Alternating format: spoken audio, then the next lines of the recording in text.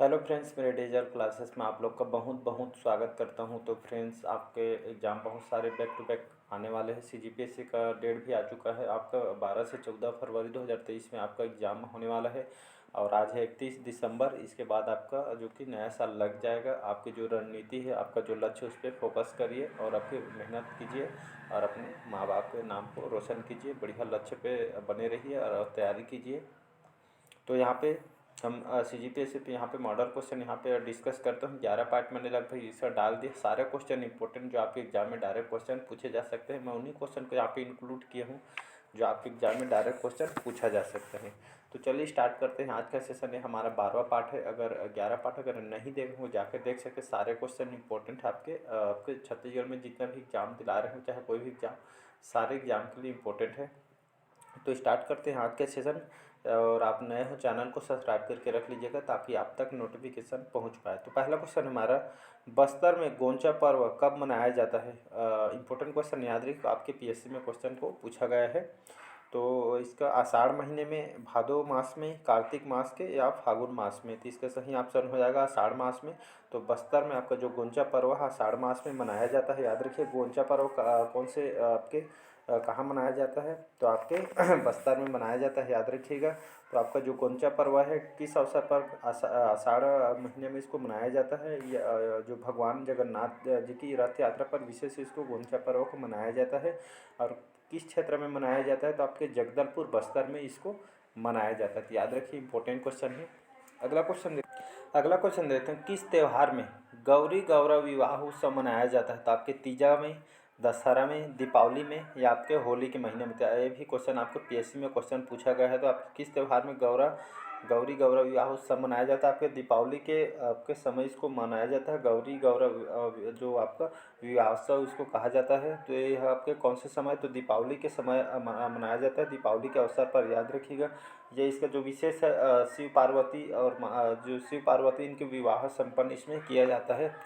तो याद रखिए, आपके दीपावली के जो कि समय इसको मनाया जाता है और शिव और पार्वती जी की विवाह संपन्न इसमें कराया जाता है। तो याद रखिए, इंपॉर्टेंट क्वेश्चन है। अगला क्वेश्चन देखते हैं, छत्तीसगढ़ में ग्रामों में आल्हा कब गाया जाता है? तो वर्षा ऋतु में, ग्रीष्म ऋतु, शीत ऋतु या डी है इनमें से सभी, उपरोक्त सभी? तो इसका सही ऑप्शन हो जाएगा उपरोक्त सभी। तो छत्तीसगढ़ में जो आल्हा उदल जो इसमें गाना गाया जाता है, जो कि आपके सभी मौसम में इसको गाया जाता है। तो इसका डी ऑप्शन याद। तो यहाँ पे रायगढ़ के सिंघनपुर से किस युग के औजार प्राप्त हुए हैं? तो याद रखिएगा, रायगढ़ में यहाँ पे जितने भी औजार प्राप्त हुए हैं आपके पूर्व पाषाण काल युग के, यहाँ पे सिंघनपुर के यहाँ पे युग से जो कि औजार प्राप्त हुए, याद रखिए, रायगढ़ के आपके सिंघनपुर में। तो याद रखिए, रायगढ़ के आपके सिंघनपुर में पूर्व पाषाण युग के यहाँ पे युग के औजार प्राप्त हुए हैं। तो जो सिंघनपुर जो गुफा है, यह पाषाणकालीन शैल चित्रों के लिए भी प्रसिद्ध है, याद रखिएगा। इसका जो खोज करता है एंडरसन ने, 1910 में क्वेश्चन पूछा गया पीएससी में। खोज करता जो एंडरसन ने आपके सिंघनपुर गुफा की जो खोज है कौन से सन में किया गया था?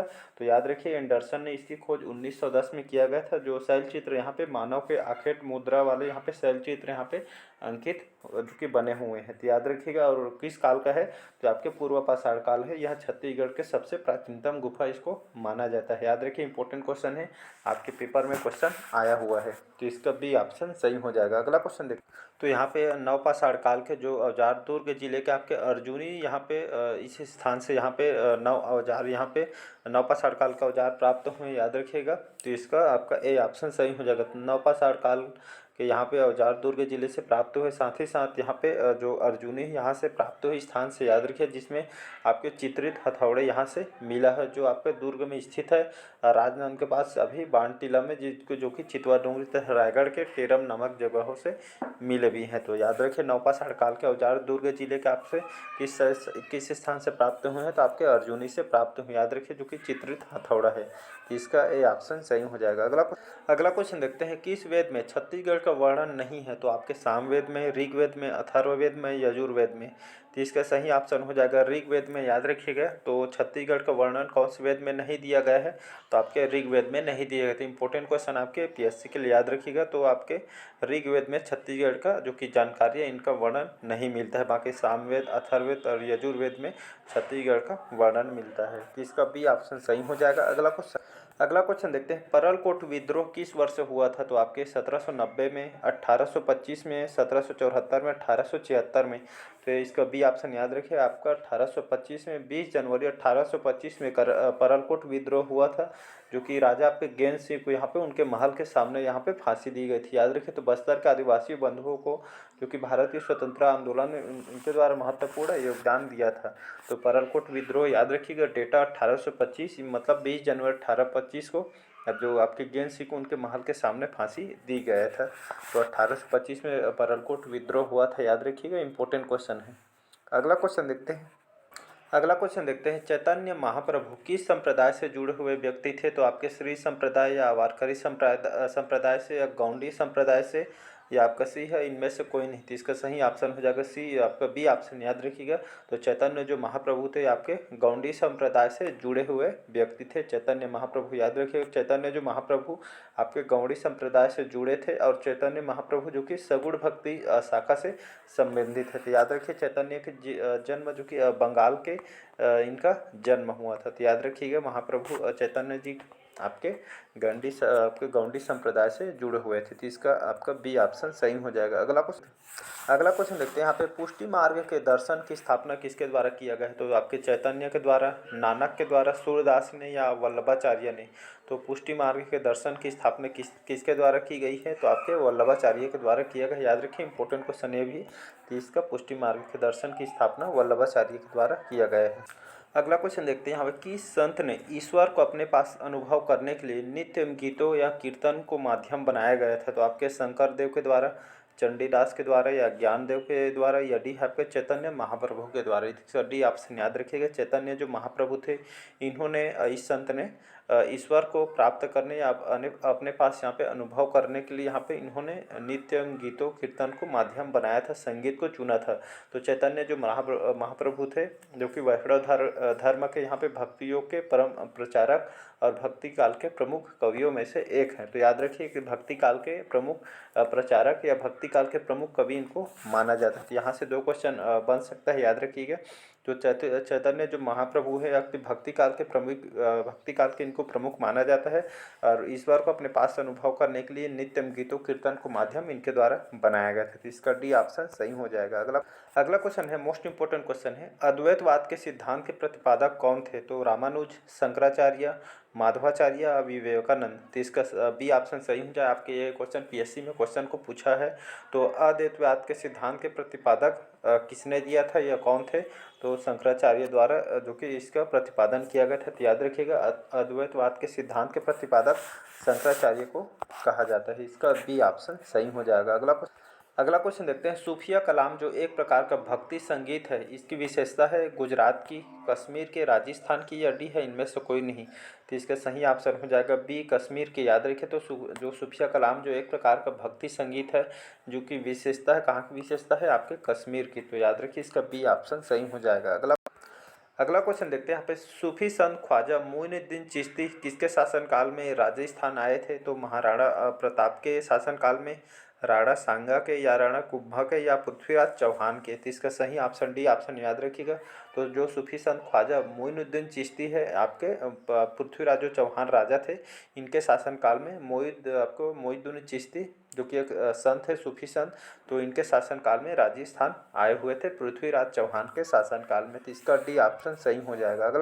अगला क्वेश्चन देखते हैं, प्रसिद्ध सूफी सलीम चिश्ती रहते थे, तो इनका निवास स्थान कहाँ था? तो आपके दिल्ली में, अजमेर में, फतेहपुर सीकरी में, या डी है लाहौर में। तो इसका सही ऑप्शन हो जाएगा फतेहपुर सीकरी में। याद रखिए प्रसिद्ध जो सूफी सलीम चिश्ती थे कहाँ रहते थे? तो आपके फतेहपुर सीकरी में रहते थे। तो इसका सी ऑप्शन सही हो जाएगा। अगला क्वेश्चन देखते हैं, काव्य अभिव्यक्ति की रूप में उर्दू का प्रयोग करने वाला पहला लेखक कौन था? तो मोस्ट इंपोर्टेंट क्वेश्चन, याद रखिए, कई बार इसको एग्जाम में पूछा गया है, एसएससी वगैरह के में। तो काव्य अभिव्यक्ति के रूप में उर्दू का प्रयोग करने वाला पहला लेखक कौन था? तो अमीर खुसरो था। याद रखिए इसका ए ऑप्शन सही हो जाएगा। अमीर खुसरो वह व्यक्ति था जिसने उर्दू का प्रयोग करने वाला पहला लेखक था। इन्हीं की देन है उर्दू जो भाषा आजकल लिखे जाता है, तो इन्हीं की जिनके द्वारा सर्वप्रथम इनके द्वारा उपयोग किया गया था। तो याद रखिए इंपॉर्टेंट क्वेश्चन है। अगला क्वेश्चन देखते हैं कि सूफी को महबूब ए इलाही या अल्लाह के प्रिय कहा जाता है। तो आपको जो शेख निजामुद्दीन औलिया है इनको अल्लाह के प्रिय या महबूब ए इलाही इनको कहा जाता है इस सूफी संत को। तो इसका ए ऑप्शन सही हो जाएगा शेख निजामुद्दीन औलिया को, तो याद रखिएगा। अगला अगला क्वेश्चन देखते हैं कि सूफी संत ने कहा था अनुज दिल्ली दूरस्त अभी दिल्लू दूर है। तो ये किसने कहा था? तो आपके शेख निजामुद्दीन औलिया के द्वारा इसको कहा गया था। तो याद रखिए इस सूफी संत ने कहा था कि अनीस दिल्ली यहाँ पे दूर है, अभी मतलब इसका दिल्ली अभी दूर है। तो शेख निजामुद्दीन औलिया द्वारा इनको इस संत ने कहा गया था। तो इसका बी ऑप्शन सही, कई बार इस एग्जाम में पूछा गया है, याद रखिएगा। अगला क्वेश्चन देखते हैं। अगला क्वेश्चन है मोस्ट इंपॉर्टेंट क्वेश्चन है, हिंदी का क्वेश्चन है। इसमें मिक्सअप क्वेश्चन भी मैं डाला हूँ जो आपके हर एग्जाम के लिए इंपॉर्टेंट है। यह घोड़ा अच्छा है इस वाक्य में क्या है? तो संज्ञा है, सर्वनाम है, विशेषण है या सार्वनामिक विशेषण है। तो इसका बी ऑप्शन सही हो जाएगा। तो यह घोड़ा अच्छा इस वाक्य में क्या, इसमें क्या दर्शाया गया है? तो इसमें सर्वनाम वाक्य छुपा हुआ है। तो इसका बी ऑप्शन सही हो। अगला क्वेश्चन है संबंधवाचक सर्वनाम यहाँ पे पूछा गया है। तो कोई, कौन, जो या वह। तो संबंधवाचक सर्वनाम कौन सा इसमें से? तो आपका जो है यह आपके संबंधवाचक सर्वनाम है। तो इसका सी ऑप्शन सही हो जाएगा। अगला क्वेश्चन देखते हैं यहाँ पे सातवाहन नरेशों का काष्ठ ईंधन जो लेख है बिलासपुर जिले के किस स्थान से प्राप्त हुए हैं? तो आपके शिवरी नारायण से, किरारी से, मल्हार से या शिव। तो इसका जो सातवाहन नरेशों का जो काष्ठ ईंधन जो लेख है बिलासपुर के कहाँ से प्राप्त हुआ है? तो आपके किरारी से प्राप्त हो, याद रखिएगा। तो इंपॉर्टेंट क्वेश्चन है, बी ऑप्शन इसका सही आंसर हो जाएगा। अगला क्वेश्चन देखते हैं। तो इसका जो सही ऑप्शन हो जाएगा सी ऑप्शन सही हो जाएगा। तो राजा दो तुष्टिकर थे छत्तीसगढ़ की किस राजवंश से संबंधित है? तो आपके पर्वत द्वारक वंश से संबंधित है। तो इसका सी ऑप्शन सही हो जाएगा। अगला क्वेश्चन देखते हैं खुदाई में बौद्ध धर्म का विहार स्वास्तिक विहार कहाँ मिला है? तो आपके सिहावा में, सिरपुर में या आपके ताला गांव में या आपके चंपारण में। तो इसका सही ऑप्शन हो जाएगा सिरपुर में। तो याद रखिएगा खुदाई में जो बौद्ध धर्म का विहार स्वास्तिक विहार कहाँ जो कि मिला है? तो आपके सिरपुर से प्राप्त हुआ है। तो रामगिरी पहाड़ी में स्थित जो नाट्यशाला का जो निर्माण किस कलाकार ने किया था? तो याद रखिए इसका बी ऑप्शन सही हो जाएगा। तो रामगिरी पहाड़ी में स्थित जो नाट्यशाला का निर्माण आपके देवदीन नामक जो कलाकार ने किया था। और रामगिरी पहाड़ी में जो कि कालिदास ने मेघदूत यहाँ की रचना किया गया था राम टिकरी मंदिर पर, याद रखिएगा। तो इम्पोर्टेंट क्वेश्चन है। तो रामगिरी पहाड़ी में स्थित जो नाट्यशाला का निर्माण किस कलाकार ने किया था? तो देवदीन नामक जो कलाकार ने इसका निर्माण किया गया था। और यहाँ पे जो कालिदास ने मेघदूत की यहाँ पे रचना यही राम टेकरी मंदिर में इनके द्वारा किया गया था। तो यहाँ से कई क्वेश्चन बनते हैं आपके एग्जाम पे बेस पे। अगला क्वेश्चन हमारा छत्तीसगढ़ के जो प्रसिद्ध शैलाश्रय स्थल है खैरपुर किस जिले में स्थित है? तो राजनांदगांव में, रायगढ़ में, जसपुर में या डी है कोरिया में। तो इसका सही ऑप्शन हो जाएगा रायगढ़। तो रायगढ़ जिले में याद रखिए छत्तीसगढ़ के रायगढ़ में जो प्रसिद्ध शैलाश्रय है आपके स्थल जो खैरपुर है आपके रायगढ़ जिले में स्थित है। तो यहाँ पे जो स्थल यहाँ पे आपके सिंघनपुर, कबरा पहाड़ और कर्मागढ़ जैसे विशेष यहाँ पे शैलाश्रय जो कि यहाँ पे रायगढ़ जिले में जो कि मानचित्र यहाँ पे शैलाश्रय स्थल बना हुआ है। तो कौन से जिले में स्थित है? तो रायगढ़ जिले में स्थित है, याद रखिएगा। तो रायगढ़ में आपके बोतलदा, नवागढ़, सोखामुड़ा आपका बहुत सारे यहाँ पे शैल चित्र यहाँ पे बना हो, खास करके यहाँ पे सिंघनपुर, कबरा पहाड़ वगैरह इसमें बहुत ही विख्यात है। तो इसका भी ऑप्शन याद रखिए। अगला क्वेश्चन देखते हैं छत्तीसगढ़ प्रसिद्ध शैलाश्रय स्थल बेनीपाट किस जिले में स्थित है? तो राजनांदगांव, रायगढ़, जसपुर या कोरिया जिले में। तो इसका सही ऑप्शन हो जाएगा रायगढ़, याद रखिएगा। तो छत्तीसगढ़ जो आपके छत्तीसगढ़ जो प्रसिद्ध शैलाश्रय रायगढ़ जिले के यहाँ पे प्रसिद्ध शैलाश्रय जो स्थल है बेनीपाट आपके कौन से जिले में स्थित है? तो आपके रायगढ़ जिले में स्थित है, याद रखिएगा। इसका भी ऑप्शन सही हो। अगला क्वेश्चन देखते हैं किस वाकटक नरेश के समय दक्षिण कोसल पर वाकटकों का अधिकार पहली बार स्थापित हुआ था? तो नरेंद्र सेन द्वितीय के, प्रवरसेन द्वितीय, आपका थर्ड है प्रवरसेन प्रथम या चौथा है इंद्रसेन प्रथम। तो इसका सही ऑप्शन हो जाएगा प्रवरसेन प्रथम। तो आपके जो प्रवरसेन जो प्रथम थे इस वाकटक नरेश के समय में दक्षिण कोसल पर वाकटकों का अधिकार पहली बार स्थापित हुआ था। तो याद रखिएगा। तो वाकटक जो नरेश प्रवरसेन प्रथम के समय में दक्षिण कोसल पर वाकटकों ने पहली बार इन्होंने इनके द्वारा अधिकार किया था, याद रखिएगा। और जो आपके प्रवरसेन जो प्रथम वाकटक वंश का एकमात्र ऐसा शासक था जिसके सम्राट की उपाधि इनके द्वारा धारण की गई थी। तो इम्पोर्टेंट क्वेश्चन याद रखिएगा। तो आपके जो प्रवरसेन प्रथम थे इनके समय में दक्षिण कोसल पर वाकटकों का अधिकार पहली बार स्थापित हुआ था। तो इसका सी ऑप्शन सही हो। अगला क्वेश्चन देखते हैं निम्नलिखित कौन सा ऐतिहासिक साक्ष्य छत्तीसगढ़ के प्राचीन ऐतिहासिक का महत्वपूर्ण स्रोत माना जाता है? तो सांची का अभिलेख, राजिम अभिलेख, मंदसौर का अभिलेख या डी है उदयगिरी। तो यहाँ पे जो आपका जो राजिम अभिलेख है यह है कि ऐतिहासिक साक्ष्य है जो छत्तीसगढ़ के प्राचीन इतिहास का जो कि महत्वपूर्ण स्रोत इसको माना जाता है। राजीव लोचन मंदिर में जो कलचुरी वंश का एक शिलालेख यहाँ पे प्राप्त होता है, जिसे रतनपुर के कलचुरी नरेशों के जो कि उनके जो कलचुरी वंश के जो यहाँ पे नरेश के जो सामंत थे जगत पाल के द्वारा ये यहाँ पे लिखवाया गया है इस अभिलेख को। तो याद रखिए इसका राजिम जो अभिलेख है यह छत्तीसगढ़ के प्राचीन इतिहास का महत्वपूर्ण स्रोत इसको माना जाता है। इसका बी ऑप्शन सही हो जाएगा। तो आज का क्वेश्चन यहीं तक रखते हैं, सेशन को नेक्स्ट पार्ट में कवर करेंगे, वीडियो लंबा हो जाएगी इसलिए। तो चलिए मिलते हैं नेक्स्ट पार्ट में, बस आज के लिए इतना ही। अच्छा लगे चैनल को लाइक सब्सक्राइब और कमेंट कीजिए। Thank you.